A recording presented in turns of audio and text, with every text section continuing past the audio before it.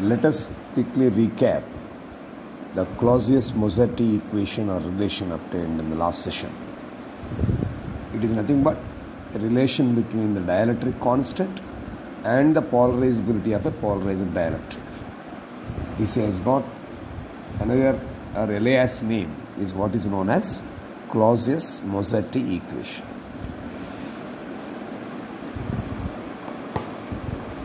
Now, to derive the relation, we need to consider a polarized dielectric in which internal field is, local field is EI.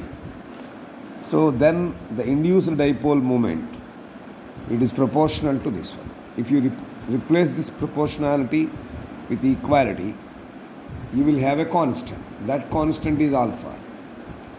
Please remember, this is proportional symbol, this is constant. So this alpha is nothing but the polarizability of the dielectric. So mu is obtained as alpha EI. Now if N is the number of atoms per unit volume of the dielectric, then we know that polarizability P can be written as N mu,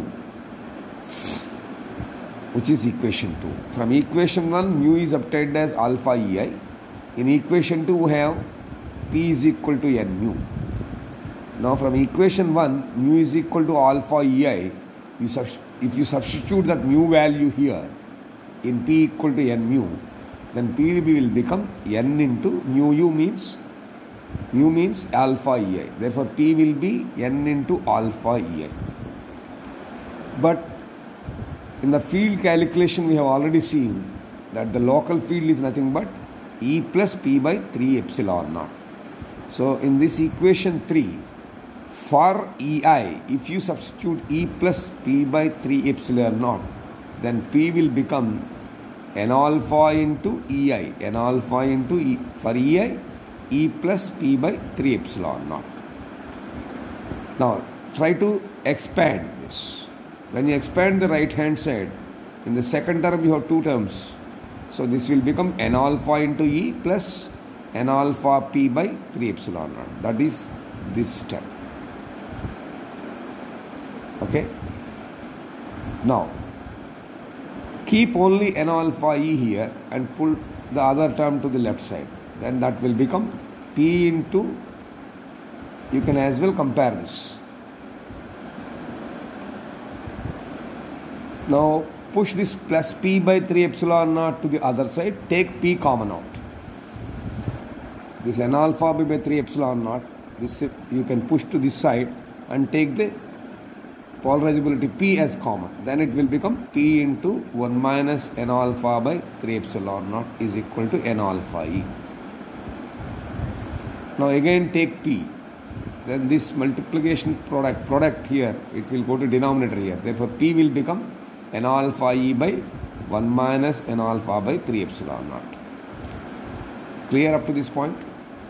Now, but what is P? We know that P is equal to epsilon E into epsilon R minus 1. Why we have to use this equation?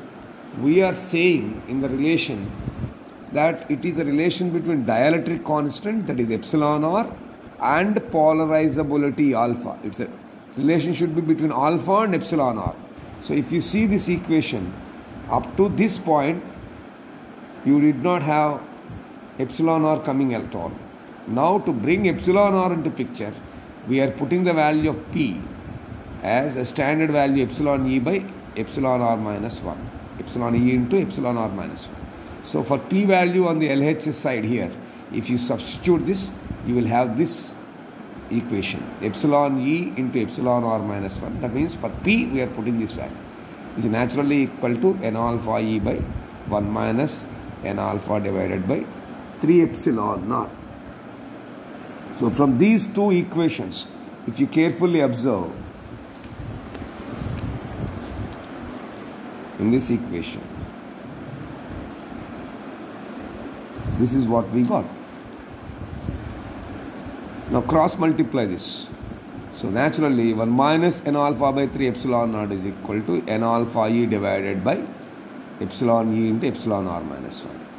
Keep 1 only here and push this minus n alpha by 3 epsilon naught to the right side. So that will become 1 is equal to n alpha e by epsilon e and epsilon r minus 1. That is this expression. Plus this minus will go here, n alpha by 3 epsilon naught. Now if you see the right hand side, in the first term in the numerator you have n alpha, in the second term you have in the numerator you have n alpha. In the denominator in the first term you have epsilon e, in this second term in the denominator also you have epsilon naught, 3 epsilon naught. Therefore, on the right hand side, take n alpha by 3 epsilon naught as common. So this will become 1. So if you take out the common thing as n alpha by 3 epsilon naught, if you calculate the LCM, you will be left with first term 3 by epsilon r minus 1, second term naturally 1. So therefore, now you keep this n alpha by 3 epsilon naught on one side, push the rest of the terms to the other side. So naturally, n alpha by 3 epsilon naught will be 1 divided by this whole thing. That is this expression. For the right hand side, if you calculate the LCM and simplify, you will be arriving at n alpha by 3 epsilon naught is equal to epsilon r minus 1 by epsilon r plus 2. This is what is known as Clausius-Mossetti equation or Clausius-Mossetti relation. Next thing we will focus is to understand the dependence of polarizability on frequency. How polarizability depend on the frequency. For that, what we will do is we will consider a dielectric. Now this dielectric has 3 polarizabilities. One is called electronic polarizability,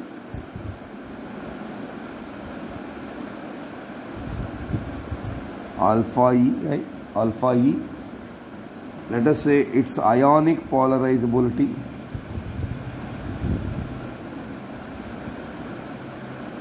that is alpha I, and it also has got orientation polarizability,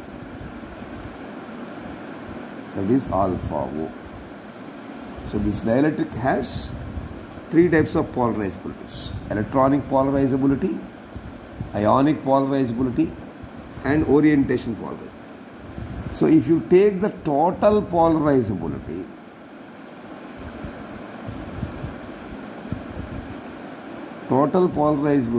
which is nothing but alpha, that is nothing but sum of all these things.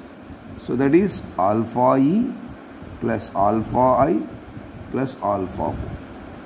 This is the total polarizability of the dielectric, the sum of all. Now experimentally it has been observed that this total polarizability or polarization changes or varies with frequency of applied alternating field. So whenever you apply an alternating field, this particular total polarizability changes with the frequency of this.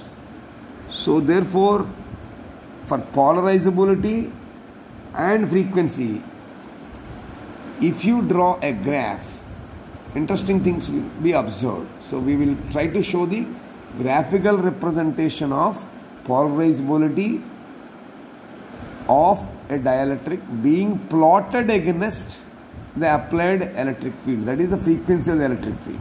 That we will try to represent as a graph, and from the graph we need to interpret the graph properly to understand how polarizability is depending on frequency. For that, we will take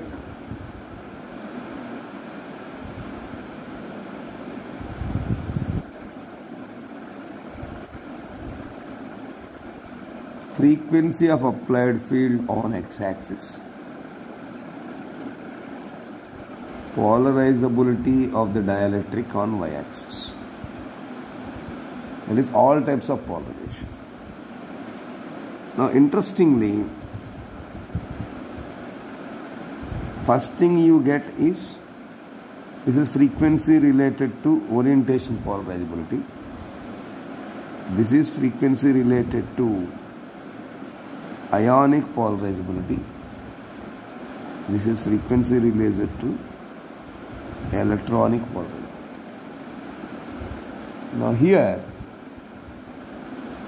having done experiment with various frequencies of alternating field and noting down the polarizability values, and after getting the observed values when they are plotted against each other on a graph, the graph for scientists has appeared to be like this.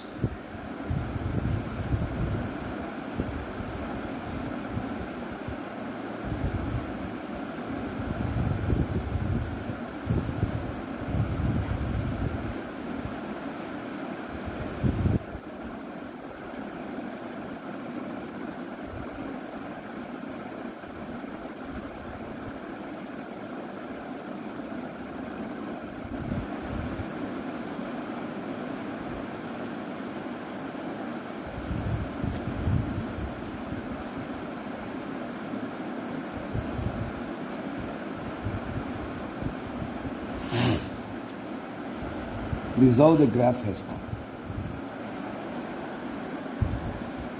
Now observe the graph carefully and listen to my interpretation of the graph that is obtained carefully.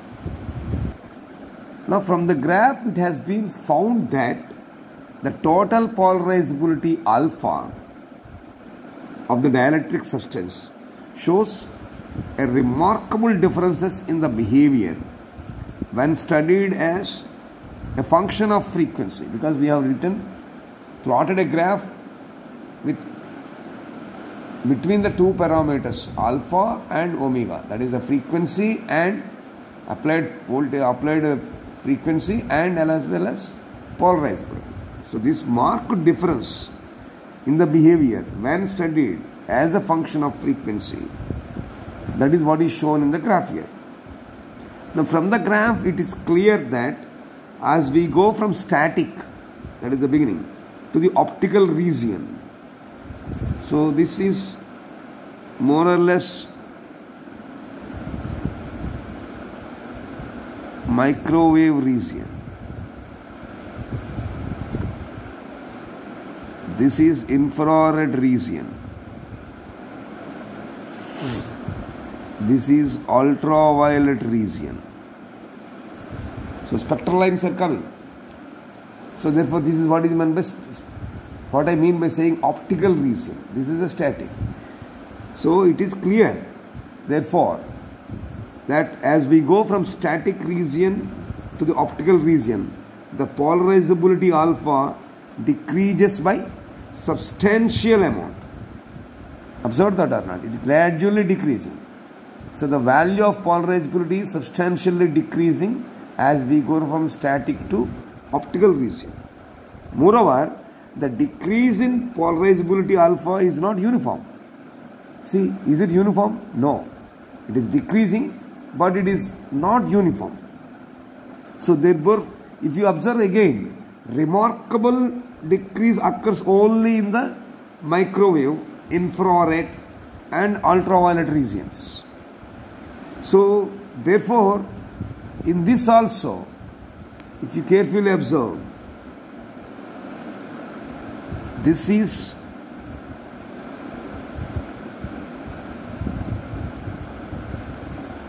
orientation polarizability area.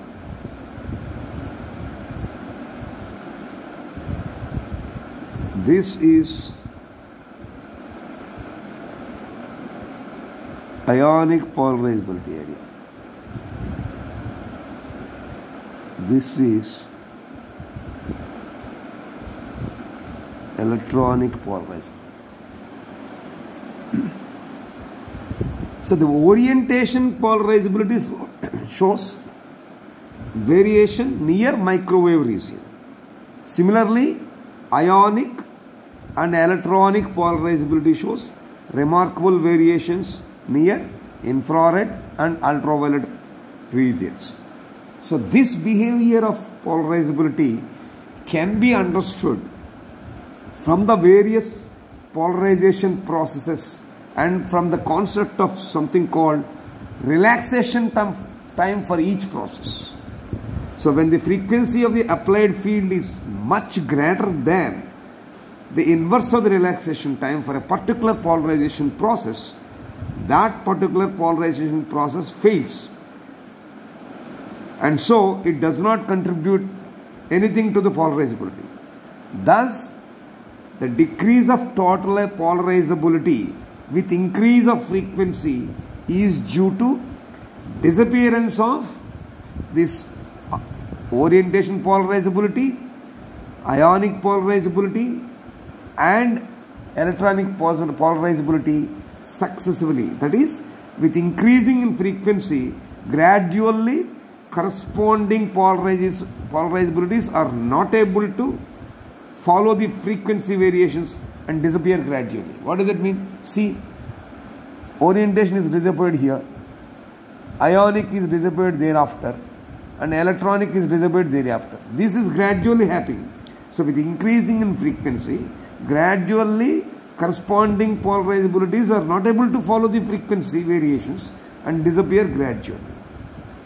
So this is how polarizability is varying with the applied frequency. This is to be clearly understood. So I just summarize this for your benefit. We are discussing the dependence of polarizability on the frequency. For that we are considering a dielectric with different frequencies, namely electronic polarizability, ionic polarizability and orientation polarizability. Therefore, total polarizability will be the sum of all the three. So, when we try to depict the observed values of polarizabilities against the applied frequency in the form of a graph, it appears like this. That is, frequency is taken on x-axis and polarizability is taken as y-axis. So you will have curves coming like this with a gradual steep variations, not uniform of course, like this. Now when we try to interpret this, we will try to understand this area is, this is the static stage. So gradually when with frequency increase, we are going into the optical region. This is the microwave region, this is the infrared region, this is the ultraviolet region. So this particular curve is helping us to understand that the total polarizability of the dielectric shows marked differences in the behavior when you study it as a function of frequency. So from this it is very clear that when we go from static to optical region, polarizability alpha decrease by substantial amount. Moreover, this decrease in polarizability is also not uniform. So remarkable decrease is occurring in the microwave, infrared and ultraviolet regions. Now here orientation is ending, here ionic is ending, here electronic polarizability is ending. So the orientation polarizability shows variation near microwave region, whereas ionic polarizability is and electronic polarizability show remarkable variations near infrared and ultraviolet regions. So this behavior of polarizability, you can understand that from various polarization processes, and in each process you have the concept called relaxation time. For each process, when the frequency of the applied field is much greater than the inverse of the relaxation time for a particular polarization process, that particular polarization process fails. So therefore it does not contribute to the polarizability at all.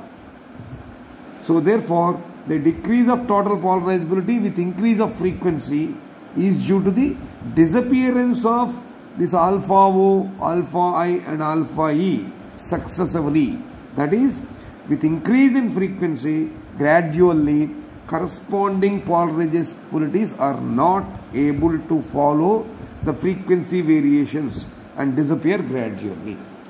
This is what is to be understood as far as frequency dependence of polarizability is considered. Well, in certain dielectrics, interesting phenomena we can observe. Even though you don't apply any electric field also, sometimes those dielectrics will exhibit some spontaneous polarization. Normally it occurs with applied electric field, but sometimes even without electric field also polarization occurs. Now this phenomena is what is known as ferroelectricity. Ferroelectricity is nothing but a phenomenon where dielectric exhibiting spontaneous polarization even in the absence of electric field. Therefore, such materials or such dielectrics are called as the dielectrics which are exhibiting ferroelectric behavior are known as ferroelectrics. Right? For example, some substances are there. For example, you take Rauchli salt. This is nothing but NaKC4 H2O 4H2O. This is sodium potassium salt of tartaric acid. Sodium potassium salt of tartaric acid, which is called Rauchli salt. Or you take another example, potassium dihydrogen phosphate, KH2PO4, potassium dihydrogen phosphate.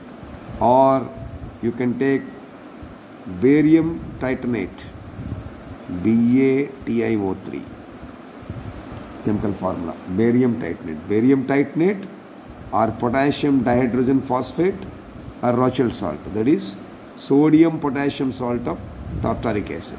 These are some examples of ferroelectrics.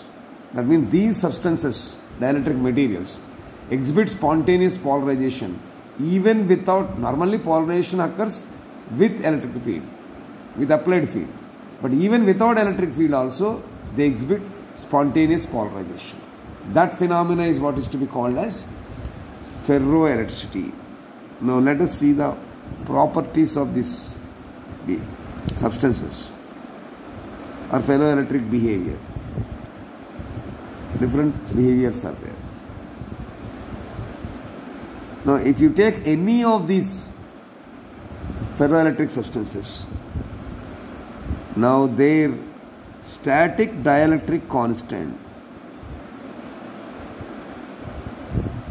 changes with temperature. There is a formula for this. Static dielectric constant epsilon is equal to C by T minus Tc. This is valid as long as T is greater than Tc. What are these variables? Here, C is a constant independent of temperature. Now this relation is what is known as Curie-Weiss law. This expression is what is known as Curie-Weiss law. Now here C and Tc are parameters of dielectric. C is called the Curie constant, Tc is called the Curie temperature. So C is Curie constant, Tc is Curie temperature, named after Madame Curie. So how this relation can be shown? This relation can be understood like this, in the form of a graph. You take absolute temperature here, you take the static dielectric constant here. Now this is a curve coming like this. Now this particular temperature is the Curie temperature.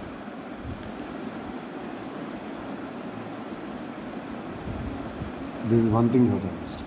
This is the first property. Look at the second property. These dielectric substances possess spontaneous electric polarization. Spontaneous electric polarization means polarization without the help of the electric field. Spontaneous means, remember, spontaneous electric polarization is nothing but polarization without the help of an external field. That is polarization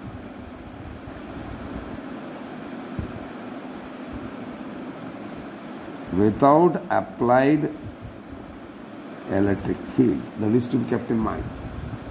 But however, this polarization occurs only at a specific temperature range. Not everywhere it will come. So therefore, it occurs only when this is greater than the critical temperature, Curie temperature. Now this you can also represent in the form of a graph. This behavior, second behavior. Now temperature you are taking here. Now polarizability you are taking on this curve. Now interestingly, at a particular point,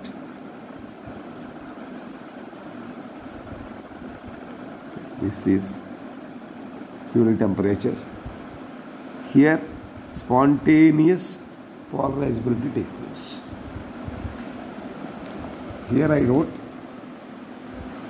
without electric field they exhibit spontaneous polarization. Therefore it is represented as PS.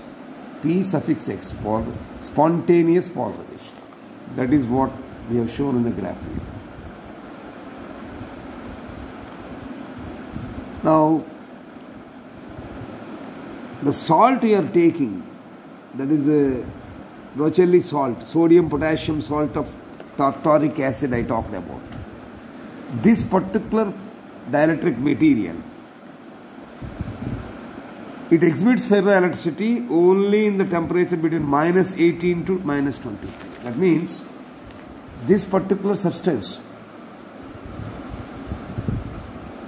this particular dielectric substance, that is sodium potassium salt of tartaric acid, it exhibits spontaneous polarization only at a temperature between -18 to 23 degrees centigrade only.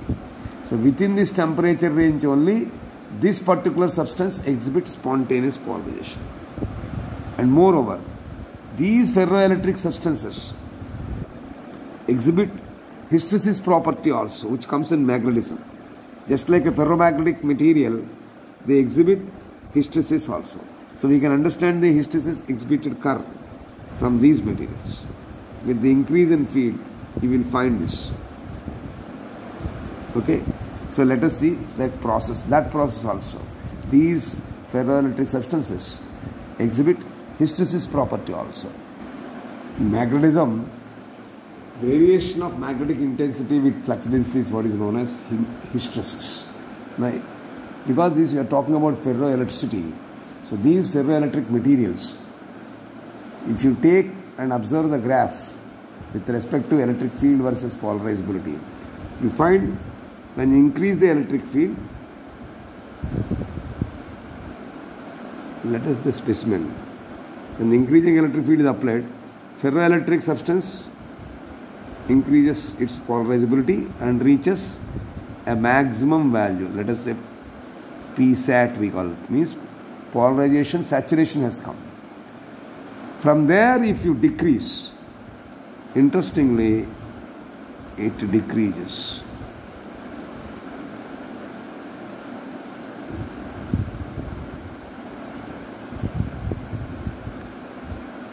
To a critical value. This is field value on the negative side.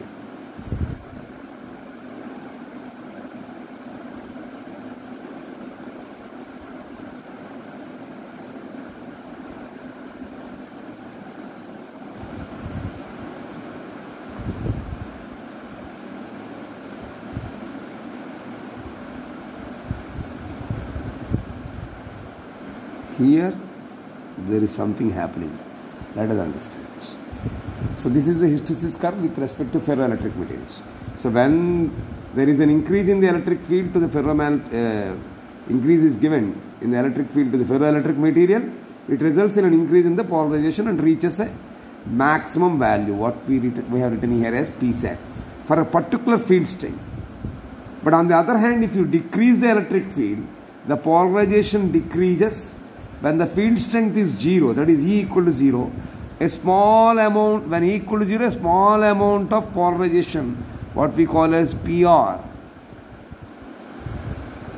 PR is nothing but small amount of polarization remains. So this polarization that is remaining is what is termed as remnant polarization. Remnant polarization remains. So now the ferroelectric material is said to be spontaneously polarized. So in order to reduce the value of polarization to 0, an electric field strength of minus EC is to be applied. So this field is known as coercive field. So this is ferroelectric substance exhibiting hysteresis property, just like a ferromagnetic substance. So this is about dielectrics. So we have seen the first part of the second unit called dielectrics. In the next session, we shall focus on understanding magnetic materials.